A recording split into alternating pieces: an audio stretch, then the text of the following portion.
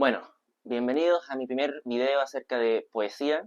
Hoy vamos a leer un poema muy especial, muy conocido, llamado Oda a la vida retirada. También es conocido como A la vida del campo, y con razón porque expresa el deseo de una persona de querer renunciar al mundo, de retirarse del mundo y del mar tempestuoso y del mundanal ruido, como dice en el poema, eh, y retirarse a vivir a un huerto o a un campo en la que él podría tener una especie de vida más tranquila y más en paz. Y este poema, que se escribió en el siglo XVI, en la última parte del Renacimiento español, es uno de los poemas más conocidos y famosos en lengua castellana. A la vida del campo. Qué descansada vida la del que huye del mundanal ruido y sigue la escondida senda por donde han ido los pocos sabios que en el mundo han sido, que no le enturbia el pecho de los soberbios grandes el estado, ni del dorado techo se admira fabricado del sabio moro, en jaspe sustentado. No cura si la fama canta con voz su nombre pregonera, ni cura si encarama la lengua lisonjera lo que condena la verdad sincera. ¿Qué presta a mi contento si soy del vano dedo señalado? Si en busca de este viento ando desalentado, con ansias vivas, con mortal cuidado. Oh monte, oh fuente, oh río, oh secreto seguro, deleitoso, roto casi el navío, a vuestro almo reposo, huyo de aqueste mar tempestuoso. Un no rompido sueño, un día puro, alegre, libre quiero, no quiero ver el ceño vanamente severo de a quien la sangre ensalza o el dinero.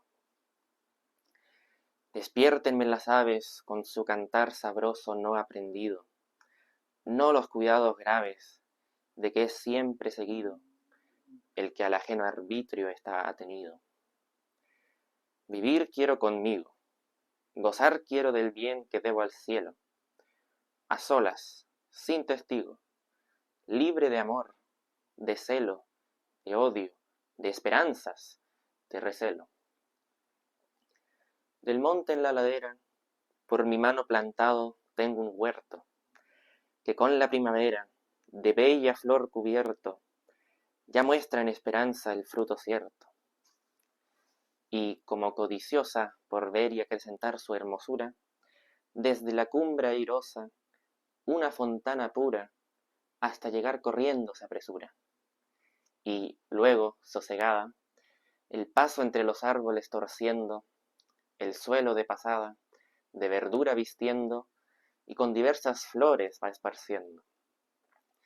El aire el huerto orea, y ofrece mil olores al sentido, los árboles menea, con un manso ruido, que del oro y del cetro pone olvido. Ténganse su tesoro, los que de un falso leño se confían, no es mío ver el lloro de los que desconfían, cuando el cierzo y el ábrego porfían. La combatida antena cruje, y en ciega noche el claro día se torna, al cielo suena confusa vocería, y la mar enriquece en la porfía. A mí una pobrecilla mesa de amable paz bien abastada me baste, y la vajilla de fino oro labrada sea de quien la mar no teme airada. Y mientras miserablemente se están los otros abrazando con sed insaciable del peligroso mando, tendido yo a la sombra esté cantando, a la sombra tendido, de hiedra y lauro eterno coronado, puesto el atento oído al son dulce, acordado, del plectro sabiamente meneado. Fray Luis de León era un fan de la lira. ¿Y qué es la lira? Bien, 1, 2, 3, 4, 5 versos. Entonces, la lira es un tipo de estrofa que tiene 5 versos, rima consonante Y la siguiente estructura métrica, podríamos decir. 7A, 11B, 7A, 7B. Y no tengo espacio acá, así que 11 es B, sí. Tiene esa estructura y a Fray Luis de León le encantaba esta forma. Si no saben qué es esto, básicamente es la cantidad de sílabas y el tipo de rima. Por ejemplo, acá hay vida, entonces esa es la rima A. La rima B es huido, oído, mejor dicho. Aquí A, ida, entonces se corresponde. B, ido, se corresponde con la B. Y luego vamos a ver un poco más sobre la forma a medida que vamos avanzando. Vamos entonces al primer verso. Vamos a leer primero, mejor la primera estrofa de una vez. La primera lira. Qué descansada vida, la del que huye del mundanal ruido, y sigue la escondida senda por donde han ido los pocos sabios que en el mundo han sido. Entonces, qué descansada vida. El tema principal, aquí el hablante lírico empieza con una especie de exclamación de tipo admirativa, ponderativa, también leí por ahí, eh, sobre la vida. Entonces, aquí lo primero que hay que decir acá es que el tema principal es la vida. O sea, el Fray Luis de León no está alabando al hombre que tiene la vida, sino que dice, qué descansada vida. La del que, o sea, el tema, lo que está alabando aquí es ese tipo de vida. Y no solo eso, sino que al empezar con una exclamación, como en el primer verso, eh, me da la sensación a mí de que es como que es un pensamiento in media res. O sea, como que él, no sé, estaba en una actividad de citadina, mundana, y de la nada algo le pasó y en mitad de eso dice, qué descansada vida. No es como, no es usual eh, no informar a tu lector de qué estás tratando y empezar al tiro con una exclamación. Entonces me da la expresión de que eh, o Fray Luis de León, o a lo mejor esta era una de las estrofas en la mitad del poema y luego la puso al principio, no lo sé, eso no lo sabremos. Pero esa es la impresión que me da, por un lado, y este adjetivo de descansada, ya te vas a dar cuenta de que estás leyendo algo literario, porque esto es lenguaje literario. O sea, tú no dices a una vida, no le dices a la vida, oye, qué descansada eres, como que si estuviera cansada la vida. Si dice, uno diría, qué tranquila vida, o qué bonita vida, pero no qué descansada vida. Eso es lenguaje poético estrictamente hablando. Y como podemos comprobar, tiene 7 sílabas. Que descansada vida. Que descansada vida. 7. Vamos entonces al segundo verso. La del que huye del mundanal ruido. Entonces, la vida es la del que huye del mundanal ruido. Lo que me importa a mí es la vida, no esta persona.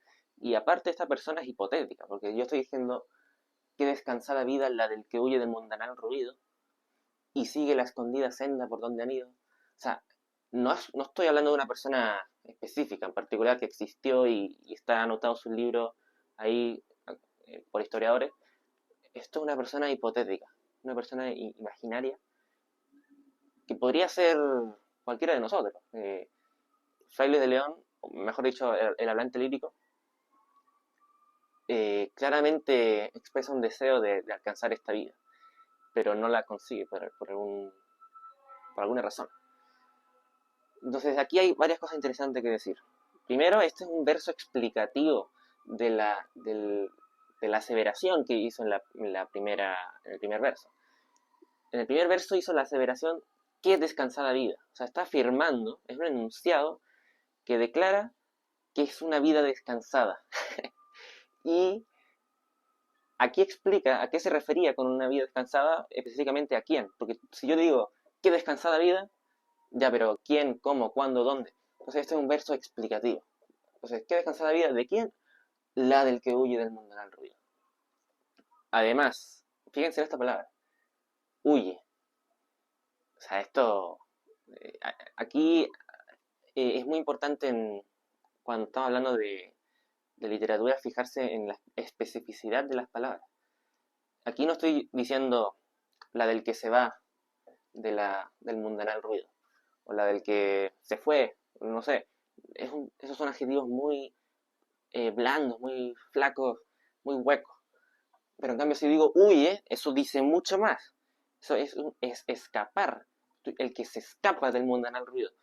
No es simplemente irse, retirarse, no, no, no.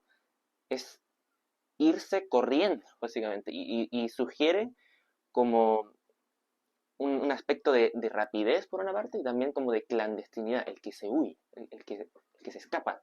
Yo me escapo de una cárcel, por ejemplo. Pero aquí una persona huye del mundanal ruido. Y si se fijan, esto, esto no tiene ningún tipo de sentido. O sea, como yo no huyo de un ruido. Eso no tiene ningún tipo de sentido. Eso es una figura literaria que se llama sinestesia. Y la sinestesia es básicamente aplicarle un verbo a un sustantivo o a algo que no le corresponde. Por ejemplo, el ejemplo más clásico es, mira lo que te digo. Mira lo que te digo. O sea, si tú piensas esto de manera literal, no tiene ningún tipo de sentido. ¿Cómo yo voy a mirar lo que tú dices? No, yo oigo lo que tú dices. Pero es una figura poética. Entonces aquí, Fray Luis de León está admirando a esta persona hipotética que huye del mundanal ruido y tiene una descansada vida como consecuencia. Ahora, este uso del mundanal es bastante interesante porque es una palabra que no existe, básicamente. O sea, es una palabra que solo se usa en contextos literarios ocultos porque la palabra, el adjetivo normal es mundano. Aquí podría ser la del que huye del mundano ruido, pero queda mucho más seco, flaco y fome eso. Mundanal, ¿por qué eligió Fray Luis de León la palabra mundanal? Bueno, pueden haber muchas razones. Una razón puede ser métrica, como para completar las 11 sílabas, y otra razón, que es la que me gusta más a mí, es que si tú dices mundanal, primero al lector le llama la atención ese uso de la palabra y por lo tanto le hace énfasis a la palabra, a la cualidad mundana del ruido. Si yo digo del ruido molesto o del ruido mundano, ahí el énfasis está como sería naturalmente en la última palabra, que sería ruido. Pero aquí Fray Luis de León hace el énfasis en la, en la cualidad mundanal de este ruido. Y además mundanal, así como ya bien fonéticamente, es una palabra que resuena, que retumba. Si yo digo mundanal en una, no sé, en una habitación vacía, grande, con mucho eco, va a retumbar. Pero si digo mundano, no necesariamente. Pero si digo mundanal, como es aguda la palabra y termina en L, como que resuena mucho más. Entonces, es un tipo de mundanidad que resuena, que es pomposo. Lo que tiene relación con las siguientes liras. Bueno, por último, esta persona está huyendo de un ruido. Un ruido, por definición, es un sonido desagradable, es un sonido desordenado. Si fueran sonidos ordenados sería música, pero es un sonido por definición desordenado, caótico, desagradable, molesto. Entonces, esta persona que se está yendo, que se está no solo yendo, sino escapando de algo, está escapando de algo desagradable, de algo desordenado, molesto, de un mar tempestuoso, como va a decir Fray Luis después. Y aparte en esta palabra de ruido podemos ver otra figura, no sé si es literaria, pero es como métrica, eh, que es aquí ruido, el uso de la diéresis en i. Eso es un recurso que se usa a veces para, más que nada por razones de métrica, porque quieres llegar a las 11 sílabas y aquí ruido generalmente es un diptongo, se hubieran leído ruido, entonces ahí tengo dos sílabas, pero Fray Luis necesitaba tres sílabas, Entonces, ¿qué hizo? Ruido. Ruido. Entonces acá hay 3 sílabas. Si le pones la diéresis, la I la pronuncias como una sílaba más, a pesar de que generalmente, como era dictongo, nunca hubiera sido así. Y otra cosa sobre la métrica de este verso es que hay una sinalefa. Eh, la voy a anotar por acá, la del que huye del mundanal ruido. La sinalefa es cuando uno... Es parecido, en la música también hay una cosa parecida, no me acuerdo cómo se llama, pero se usa este signo, la del que huye del mundanal ruido, porque aquí normalmente hubieran sido 2 sílabas, la del que huye, bueno, 3 sílabas, pero aquí lo que hace Froelich es la del que huye, entonces aquí te ahorras una sílaba. Eso no está escrito, pero si tú recuentas las, las sílabas, te das cuenta de que aquí uso una sinalefa y aquí uso una diéresis, por razones de métrica. Y sigue la escondida senda por donde han ido los pocos sabios que en el mundo han sido.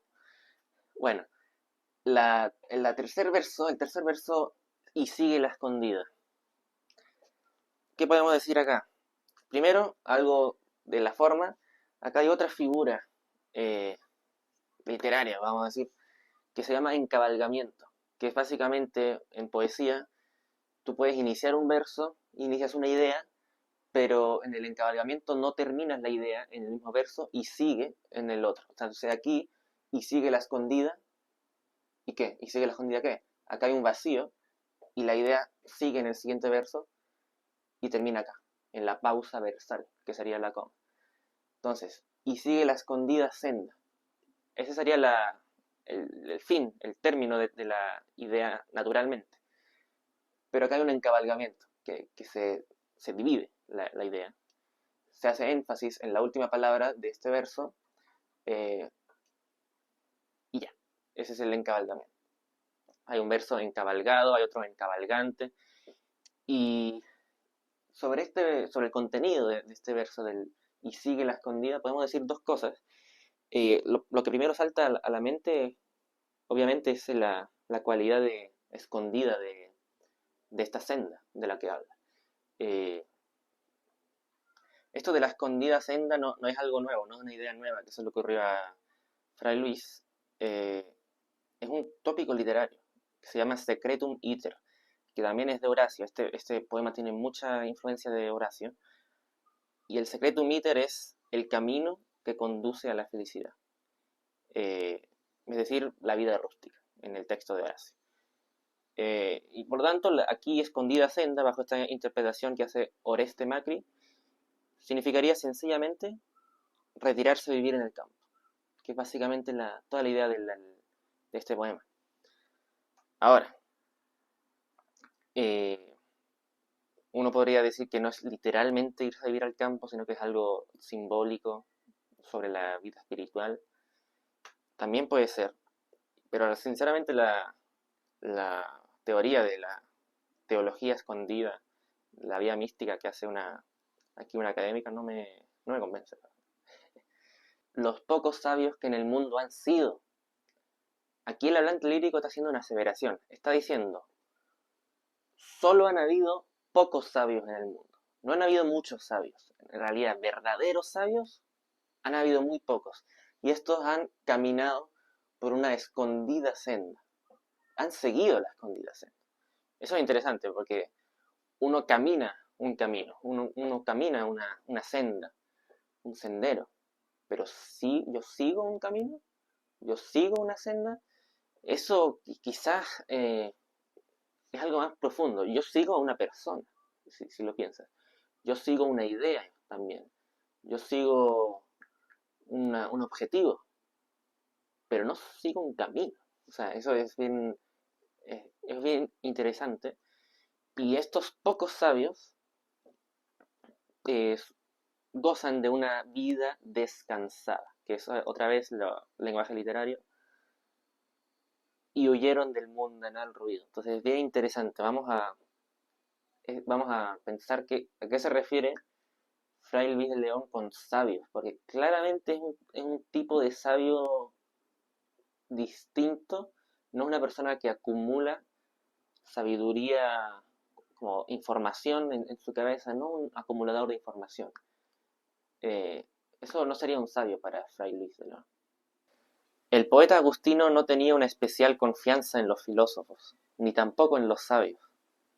Y es que Fray Luis aboga por una sabiduría distinta a la sabiduría de las aulas o de los escritos profanos. Los sabios que él tanto admira no son los que comúnmente llamamos así, sino otros.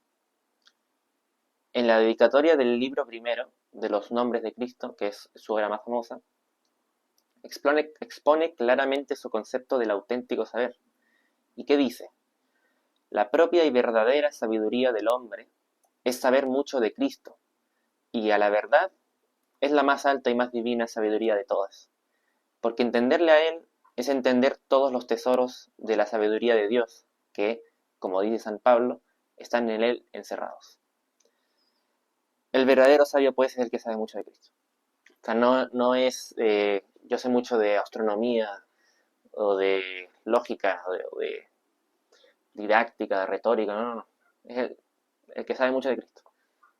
Esos son los pocos sabios que en el mundo han sido. Y son pocos. O sea,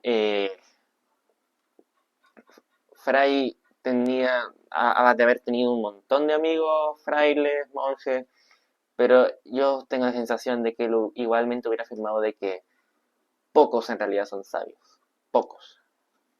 Y lo último que decir de este verso es que otra vez, como en el primer verso de esta lira, hay lenguaje poético. Los pocos sabios que en el mundo han sido. Sido.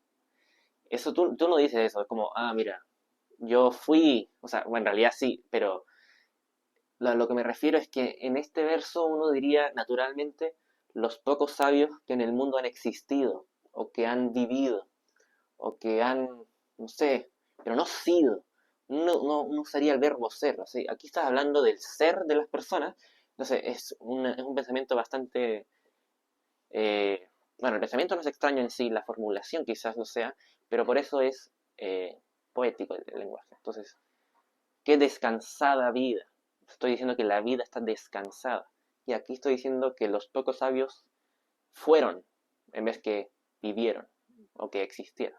Estoy diciendo que los sabios fueron los sabios. Eso, vamos a ir viendo, a seguir.